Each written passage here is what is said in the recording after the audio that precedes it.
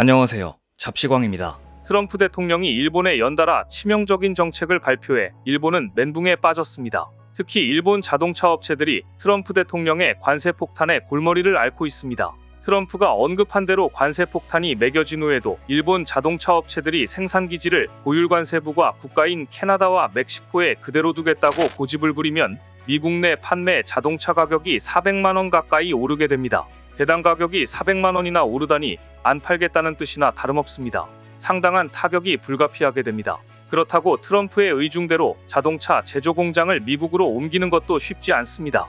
새 공장 건설에는 오랜 시간이 걸리기 때문입니다. 그야말로 지금 일본 자동차 업체들은 이러지도 저러지도 못하는 처지에 놓여 있습니다. 일본 아사히 신문 등에 따르면 일본 노무라 증권의 추산 결과 캐나다, 멕시코산 제품에 25% 보편 관세, 중국산 제품에 20% 추가 관세를 부과할 경우 미국에서 판매하는 자동차 값은 한 대당 평균 2,700달러, 약 392만 원이 상승합니다. 가장 큰 타격을 받을 나라는 일본이라고 입을 모으고 있습니다. 미국 시장 의존도가 크기 때문입니다. 노무라 증권은 가격 인상 여파로 미국 내 신차 수요가 12%나 감소할 것으로 전망했습니다. 판매 감소로 도요타 자동차와 마쓰다 자동차의 2025년도 영업이익도 각각 18%, 57% 감소할 것으로 예측했습니다. 마이니치 신문은 스포츠 유틸리티 차량은 가격이 9,000달러, 약 1,305만 원 이상 뛸 것이라는 조사 결과도 있다. 자동차 업계에서는 차를 생산할수록 적자라고 우려하고 있다라며 자동차 업체들의 우울한 분위기를 전했습니다. 일본이 트럼프의 방침에 망연자실한 이유는 멕시코 때문이기도 합니다. 일본은 지금까지 멕시코를 미국 시장에 대한 수출 기지로 삼고 무려 26조 원이나 투자를 했습니다. 그런데 트럼프가 멕시코에서 자동차를 생산해 미국 시장에 팔면 폭탄 관세를 때리겠다고 하니 일본으로서는 이러지도 저러지도 못하는 지경이 된 것입니다. 일본 주요 자동차 업체 4개사의 멕시코 내 연간 생산 규모는 130만 대로 멕시코 투자국 가운데 가장 많습니다. 멕시코 당국 통계를 보면 지난해 일본이 멕시코에서 생산한 차량의 82%는 수출됐습니다.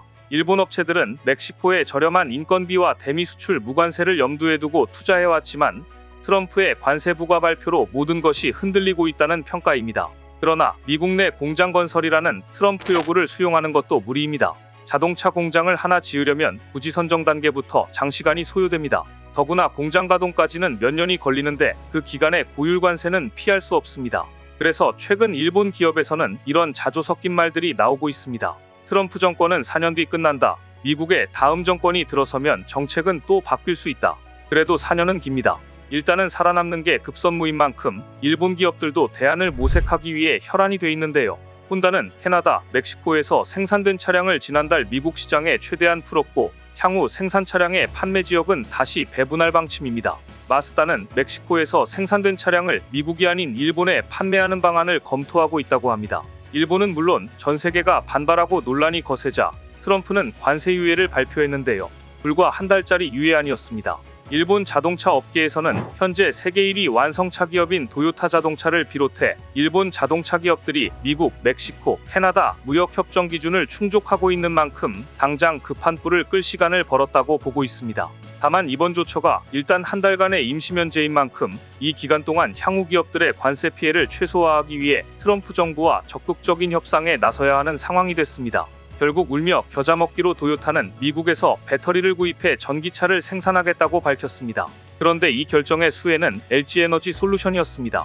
일본 도요타 자동차는 한국의 LG에너지 솔루션 미국 공장에서 배터리를 주문하겠다고 밝혔습니다. 주문 금액은 총 15억 달러, 약 2조 1,600억 원 상당으로 원래 LG엔솔은 이 배터리를 제너럴 모터스에 공급할 계획이었는데 제너럴 모터스가 전기차 수요 감소에 맞춰 전기차 생산 계획을 하향 조정하면서 얼티엄셀즈 3공장에 10억 달러 상당의 지분을 LG엔솔에 매각하기로 했습니다.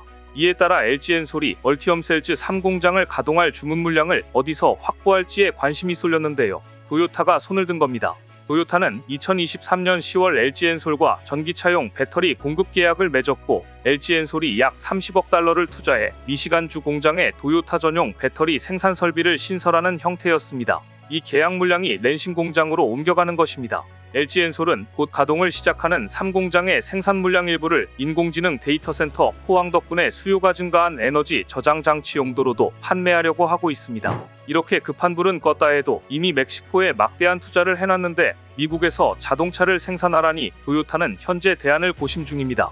그런데 안 그래도 미국 때문에 힘든 도요타에 또 다른 시련이 찾아왔습니다. 도요타 자동차의 최악의 사고가 또 발생한 겁니다. 일본 아이치현 도요타시에 있는 도요타 공장에서 폭발 사고가 발생해 최소 3명이 다쳤습니다. 지난 6일 NHK에 따르면 현지 소방서에 도요타의 차량용 스프링을 만드는 중견업체 추오 스프링 공장에서 건물 내 집진기가 폭발해 공장의 지붕이 날아갔다는 신고가 들어왔다고 합니다. 소방당국은 소방차 등 19대를 출동시켜 화재를 진압했지만 이 사고로 3명이 다쳤고 부상자 중 1명은 의식을 잃은 상태입니다. 폭발 사고가 발생한 도요타 자동차 제휴사이며 자동차 스프링 등 핵심 부품을 생산하는 추오 스프링 공장의 모습입니다. 여러 명이 부상을 입었으며 그중 1명은 심정지를 겪었습니다. 폭발이 발생한 건물은 외벽과 지붕이 붕괴되고 검게 그을리는 등 처참한 모습으로 당시 폭발의 충격이 얼마나 컸는지 짐작하게 합니다. 사고 당시 상황을 목격한 공장 노동자는 조례 시간에 갑자기 횡 방향으로 건물이 크게 흔들리는 진동과 함께 황하는 굉음이 들렸고 곧이어 뿌연 연기가 솟아오르는 것을 봤다며 사고 순간에 긴박했던 분위기를 전했습니다. 그는 당시 너무 놀라 몸이 저절로 굳어버리는 듯 했다고 덧붙였습니다. 그런데 이 공장에서는 지난 2023년 10월에도 폭발 사고가 발생해 2명이 다치고 부품 조달에 차질이 생겼는데요. 이로 인해 당시 도요타 자동차는 스프링 등 부품 조달에 차질을 빚어 최대 8개 공장 13개 라인의 가동을 중단하는 등 약 10일간 영향을 받았습니다. 2023년 10월 16일 주오 스프링에서의 폭발 사고로 인해 당시에 도요타는 일부 부품을 조달하지 못해 혼슈 중부 아이치현, 기후현, 미에현에 있는 공장 7곳 11개 생산 라인을 가동하지 않았습니다. 문제의 원인이 된 부품은 자동차가 노면에서 받는 충격을 완화해주는 스프링이었습니다. 이 스프링은 소형차부터 스포츠 유틸리티 차량까지 폭넓게 사용되는 부품이어서 도요타 생산 중단에 영향이 컸습니다. 그런데 도요타는 2022년 8월에도 부품 발주 관련 시스템 문제로 완성차를 생산하는 일본 내 14개 전 공장이 가동을 이틀가량 중단한 바 있습니다. 또 도요타 부품 생산 거래처가 사이버 공격을 받아 일시적으로 일본 내 모든 공장의 가동을 멈추기도 했습니다. 2022년 3월 도요타는 일본 아이치현 도요타시에 있는 협력업체 고지마 프레스 공업의 시스템 장애 영향으로 일본 내 모든 공장 가동을 중단했다고 발표했습니다. 고지마 프레스 공업은 일부 서버에 장애가 발생해 점검하던 중 컴퓨터 바이러스에 감염됐다는 사실과 함께 협박 메시지가 온 것을 발견했다고 하는데요. 도요타는 이 회사의 사이버 공격이 부품 발주, 수주와 관련한 시스템 전체에 영향을 미칠 것을 우려해 일본 내 모든 공장을 가동 중단하는 이례적 조처를 단행해야만 했습니다. 도요타가 부품 공급 시스템 장애로 일본 내 모든 공장 생산 중단이라는 조처를 취한 것은 그때가 처음이었습니다. 도요타의 협력업체 고지마 프레스 공업의 서버 공격으로 부품 생산이 중단되자 도요타 차량 생산 과정 전체가 중단되는 병목 현상이 발생했고 도요타는 상당한 손해를 감수해야만 했습니다. 이처럼 최근 몇 년 동안 도요타 안에서는 크고 작은 사건 사고가 끝이질 않았습니다. 그런데 올해 또다시 폭발 사고가 일어난 겁니다. 현재 도요타 요시하라 공장과 후지마스 공장 등 9개 공장에서 생산 라인 가동이 중단됐는데요. 피해가 얼마나 오래 갈지 모를 일입니다. 안 그래도 트럼프 때문에 머리가 아픈데 일본 내에서도 이렇게 도요타의 악재가 계속 일어나고 있는 것입니다. 일본에서 발생한 최악의 산불이 아직까지도 완전한 진화에 실패한 가운데 일본 당국의 시름이 깊어지고 있습니다. 일본 동북부 이와테현 오후나토시에서 대형 산불이 발생한 지 엿새가 지났지만 진화는커녕 오히려 확산하고 있습니다. 현재까지 불에 탄 면적만 2100헥타르, 축구장 3000개에 달합니다. 건조한 날씨와 강풍은 산불을 완벽히 진화하는데 커다란 걸림돌이 되고 있고 진화에 헬기까지 동원됐지만 불이 꺼질 기미가 보이질 않습니다. 산이 온통 붉은 화염에 휩싸였습니다. 소방과 자위대 헬기가 산에 물을 뿌려보지만 연기는 그칠 줄 모르고 피어오릅니다. 불길은 인근 주택가까지 번져 소방차 10여 대가 출동했습니다. 일본 언론들은 최근 30여 년간 발생한 산불 중 가장 큰 규모라며 우려를 나타냈습니다.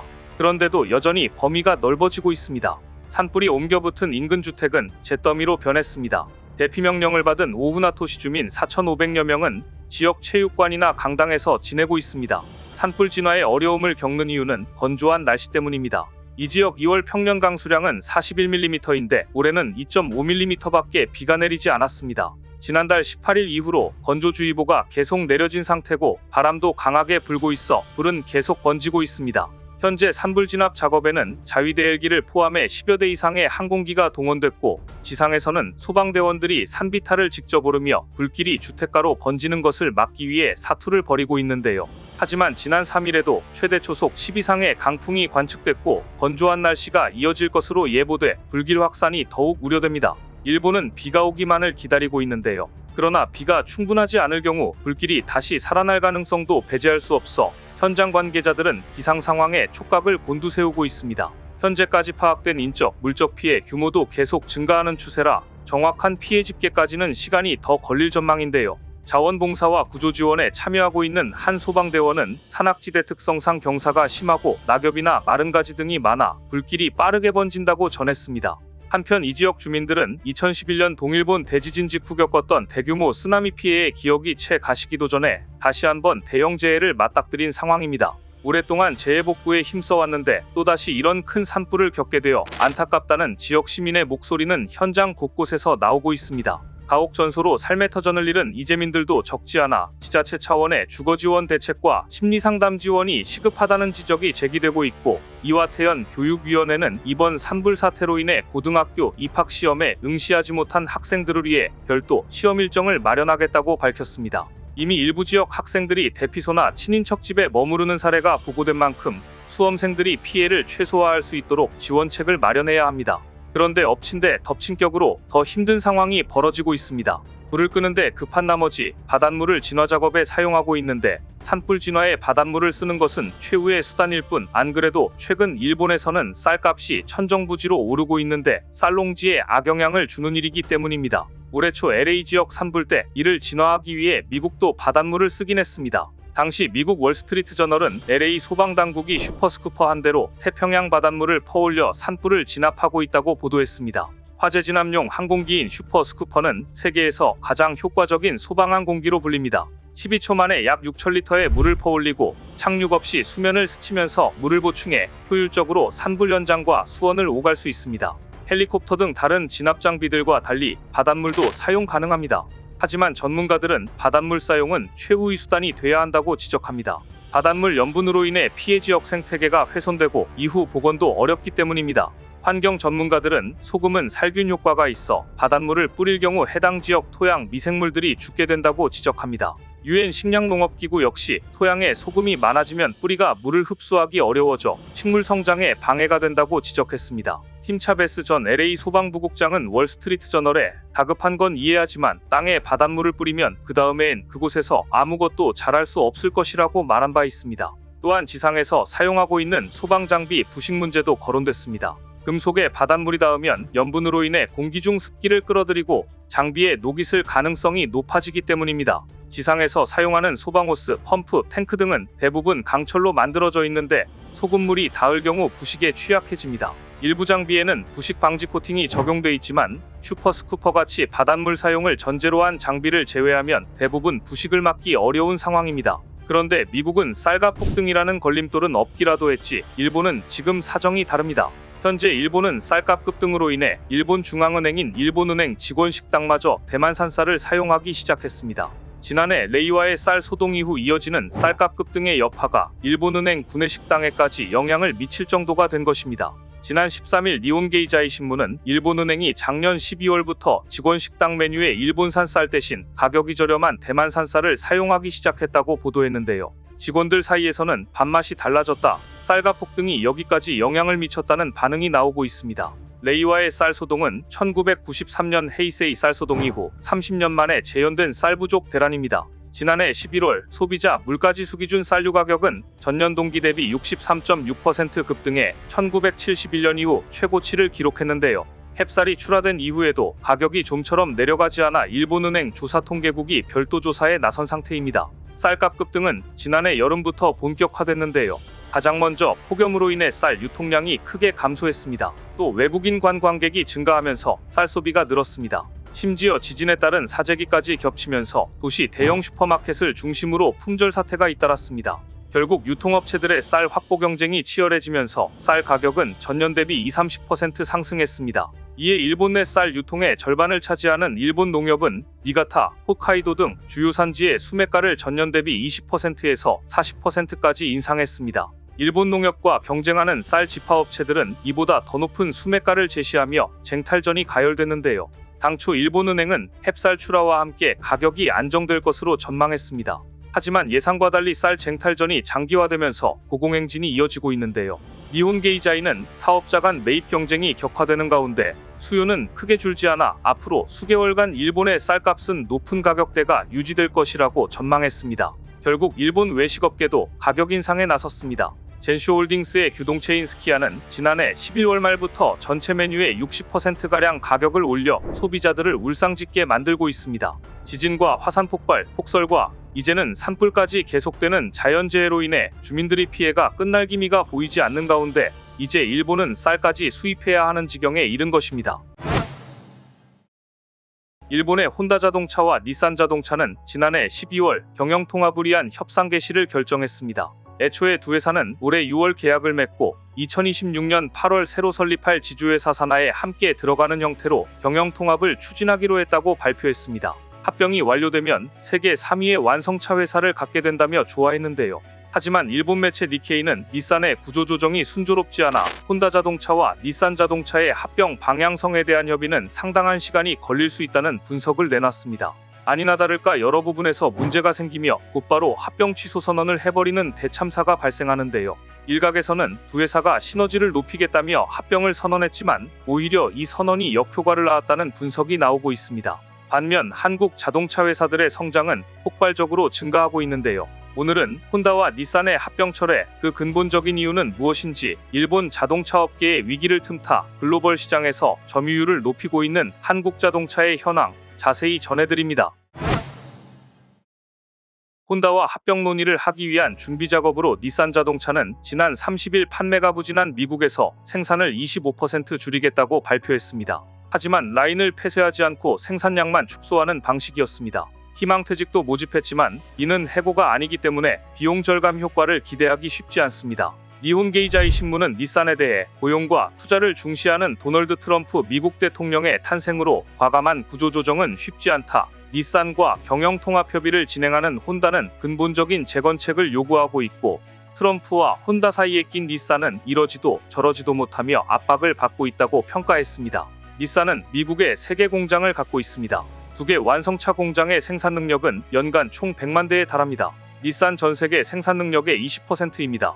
하지만 최근 닛산의 부진은 주력 시장인 미국 시장에서의 부진이 상당한 원인이었습니다. 지난해 4월에서 9월 순이익은 전년 동기 대비 94% 감소하고 말았습니다. 이는 코로나19 영향으로 적자였던 2020년 이후 가장 낮은 수준으로 떨어진 것이었습니다. 전년 동기에는 2,413억엔의 흑자를 기록했던 것과 비교하면 1년 만에 처참한 성적표를 받고 구조조정에 내몰린 것입니다. 가장 큰 원인은 닛산이 도요타나 혼다와 달리 미국에서 하이브리드카를 전개하지 못했다는 점이었습니다.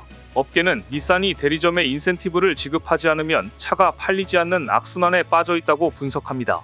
결국 닛산은 재건을 위해 전체 직원의 7%에 달하는 9,000명을 감축하고 세계 생산 능력을 20% 줄이기로 했습니다. 닛산은 공장 고정비가 실적에 부담이지만 라인 폐쇄에 나서지 않았습니다. 향후 증산을 염두에 두고 일시적인 조정에 그쳤기 때문에 대규모 고정비 절감으로 이어지지 않습니다. 인원 감축도 부족하다는 평가를 받고 있습니다. 해고가 아닌 희망퇴직이기 때문에 얼마나 줄일 수 있을지 알 수 없다는 겁니다.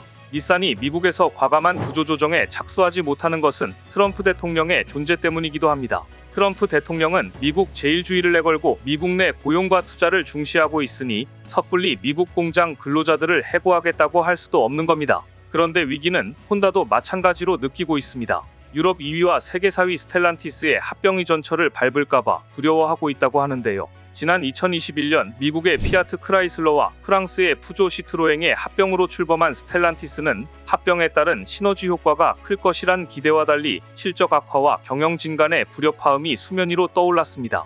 혼다와 닛산은 자칫 자기들도 피아트 크라이슬러와 푸조 시트로엥의 전철을 밟을까봐 두려워하고 있습니다. 피아트 크라이슬러와 푸조 시트로엥의 합병으로 출범한 스텔란티스는 최근 실적 부진으로 인해 주가가 폭락했고 CEO가 수익성 낮은 브랜드는 매각도 불사하겠다는 입장을 밝힐 정도로 어려움에 직면해 있습니다. 스텔란티스는 작년 11월 미국 오하우주 조립 공장과 디트로이트 부품 공장에서 인력을 감축하고 영국에서도 가솔린과 경유차를 생산하는 루턴 공장을 폐쇄하는 등 허리띠를 졸라매고 있습니다.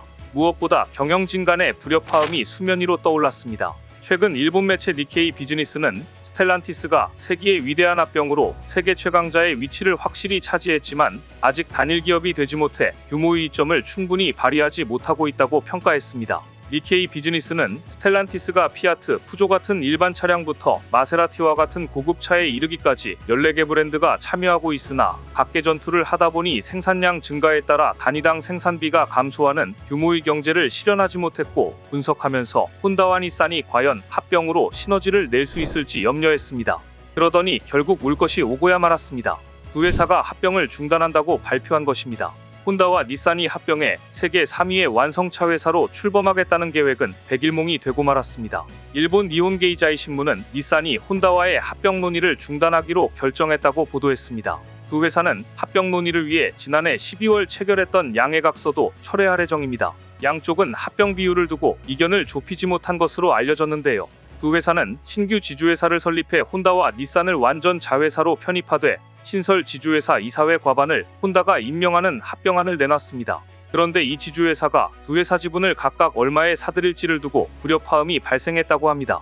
혼다는 아예 닛산을 인수, 자회사로 만든 뒤 직접 구조조정을 단행하겠다는 입장이었지만 닛산은 사실상 거절했습니다. 닛산의 한 고위 관계자는 요미우리 신문에 두 회사의 주주들이 받아들일 수 있는 조건을 충족하는 것은 거의 불가능에 가깝다. 경영 통합은 이제 어렵다고 말했습니다. 하지만 합병 무산 조짐은 일찍이 감지됐습니다.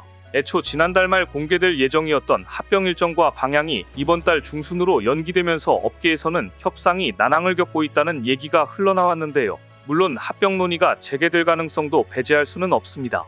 그러나 이미 일본 증시에서는 합병 무산 가능성이 보도된 직후 장 마감을 앞두고 닛산 자동차 주가가 급락하고 혼다는 전일 대비 급등하는 등 혼다의 닛산일 병구하기를 시장이 어떻게 바라보는지 알려주었습니다. 혼다와 닛산 간 통합이 실현되면 한국 현대차 그룹을 제치고 글로벌 성차 3위 자리를 차지하게 될 전망이었습니다. 이것이야말로 일본 정부가 바라는 바일 것입니다. 하지만 혼다와 닛산이라는 전혀 다른 색을 지닌 두 회사를 합병하는 게 쉬운 일은 아닙니다. 합병이 수포로 돌아가자 일본 정부는 당황해하는 반면 경쟁사들이 주춤한 사이 한국의 현대기아차는 세계 2위 폭스바겐을 바짝 따라붙으며 격차를 좁히고 있습니다. 현대자동차 그룹이 지난해 완성차 시장 침체에도 불구하고 선방하면서 글로벌 1, 2위 기업인 일본 토요타 자동차 그룹과 독일 폭스바겐 그룹과의 격차를 좁혔습니다. 현대차와 기아차는 지난해 글로벌 시장에서 총 723만여 대를 판매하면서 3위 입지를 굳혔습니다. 반면 전기차 캐즘, 경기 둔화 등으로 인해 토요타는 지난해에 비해 판매 실적이 3.7%나 줄었습니다. 반면 현대차, 기아는 2위인 폭스바겐 그룹이 뒤를 더 바짝 따라붙었습니다. 만년 5위에 머물렀던 현대차 그룹은 코로나19 사태가 덮쳤던 2020년 4위에 이름을 올리더니 2022년 두 계단을 뛰어오르며 3위에 올랐고 같은 순위를 3년간 유지하며 빅3에 안착했습니다. 하지만 현대차, 기아도 트럼프라는 걸림돌을 어떻게 헤쳐나가야 할지는 고민입니다. 미국 트럼프 행정부의 캐나다, 멕시코에 대한 25% 관세 조치를 앞두고 현대차 그룹의 움직임이 빨라지고 있습니다. 완성차를 멕시코에서 생산해 미국으로 수출하는 기아와 멕시코에서 생산된 부품을 미국 완성차 업체에 판매하는 현대차 그룹 주요 계열사는 타격이 불가피하기 때문입니다. 생산량의 일부를 미국으로 이전하고 미국 현지 증산에 나서는 등 대응에 나서고 있는데요. 그런가 하면 현대차 그룹이 미국 완성차 업체 제너럴 모터스와의 협력 관계를 트럼프 관세 대응 카드로 활용할 것이라는 전망도 나옵니다.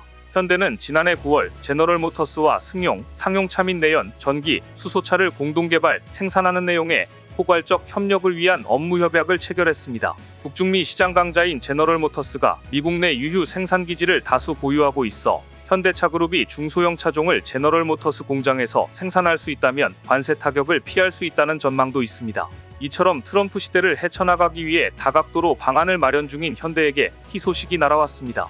지난 1월 미국 시장에서 현대, 기아차의 질주가 상당히 위협적이었던 것으로 드러났습니다. 지난 1월 현대, 기아차는 미국에서 총 54,503대를 판매해 전년 같은 기간에 비해 판매 실적이 14.6%나 증가했습니다. 현대차와 기아 모두 1월 기준으로 역대 최대 판매량을 갈아치운 것입니다. 현대차의 실적을 이끈 건 하이브리드카와 전기차 등 친환경 차량이었습니다. 하이브리드카 판매량은 전년 대비 74%, 전기차는 15% 늘었습니다. 모델별로 산타페 하이브리드 판매량은 지난해 같은 달보다 160% 증가했고, 투싼 하이브리드와 전기 SUV인 아이오닉5, 전기 세단 아이오닉6 등이 두 자릿수 판매 증가율을 보였습니다. 기아는 친환경차와 SUV, 세단이 고르게 많이 팔렸습니다. 까다로운 미국 소비자들이 현대 기아차를 선택하는 이유는 여러 가지가 있지만, 미국 최고위차 어워즈에서 4개 부문을 석권했다는 점만 봐도 현대 기아차가 왜 미국 소비자들의 마음을 훔쳤는지를 알 수 있습니다. 현대 자동차 그룹은 미국의 유력 자동차 전문평가 웹사이트 카즈닷컴에서 실시한 2025 최고위차 어워즈에서 현대차 산타페, 팰리세이드, 기아 EV9, 제네시스 GV70 전동화 모델이 4개 부문을 차지했다고 밝혔습니다. 최고위차 어워즈는 2025년형 차량의 품질과 혁신성, 가치 등을 평가해 올해의 차, 최고의 가족용차 등 총 6개 부문의 수상작을 결정하는데요. 이 가운데 현대차그룹은 4개 부문에 선정돼 자동차 그룹 기준 최다 수상을 달성했습니다. 현대차 산타페는 우수한 디자인과 공간 활용 등 뛰어난 상품성을 입증받아 올해의 차에 선정되는데요. 카즈닷컴 수석 편집장 마이크 헨리는 산타페는 다재다능한 공간 활용성을 극대화한 독창적인 디자인, 혁신적이고 가족 친화적인 편의 사양이 인상적이다. 부드럽고 편안한 주행 성능과 합리적인 가격이 동급 SUV 중 가장 돋보인다고 평가했습니다. 이 밖에 팰리세이드는 최고의 가족용차에 선정됐고, 기아 EV9은 최고의 전기차로 선정되며 우수한 전동화 상품성을 증명했습니다. 제네시스 GV70 전동화 모델은 2년 연속 최고의 고급차 부문을 수상했고, 2023년 G90에 이어 3년 연속 최고의 고급차에 이름을 올렸습니다. 또한 현대, 기아차가 지금 미국 시장에서 얼마나 미친 질주를 하고 있는가는 숫자가 증명해주고 있습니다. 지난 1월 미국에서의 판매 실적이 두 자릿수로 증가해 역대 최대를 기록한 건데요. 이 정도면 트럼프 시대에도 겁먹을 게 없다는 말까지 나오고 있습니다. 오늘 준비한 소식은 여기까지입니다. 댓글을 통한 여러분들의 많은 의견 기다리겠습니다. 시청해주셔서 감사합니다.